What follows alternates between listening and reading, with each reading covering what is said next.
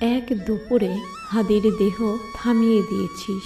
আমার রক্ত প্রবাহে হাদি থামেনি। হাদির মাথায় গুলি ঢুকেছে, আমার মাথায় হাদি ঢুকেছে।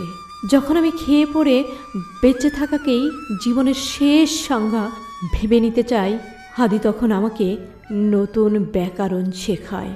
বাঁচা মানে নিঃশ্বাস নয়। যখন আমার কণ্ঠ হয় কোণঠাসা, হাদি তখন ভাঙা দেয়ালের মতো দাঁড়িয়ে পড়ে সামনে।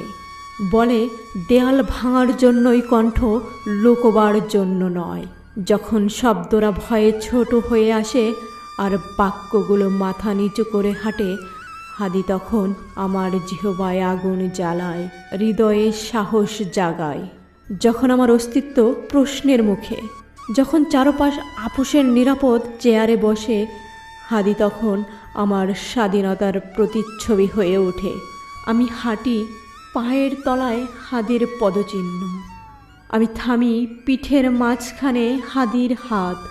আমি ভয় পাই, হাদি তখন ভয়টাকে চোখে চোখ রেখে দাঁড়ায়। একদিন দুপুরে ওরা হাদির সময় থামিয়ে দিয়েছিল।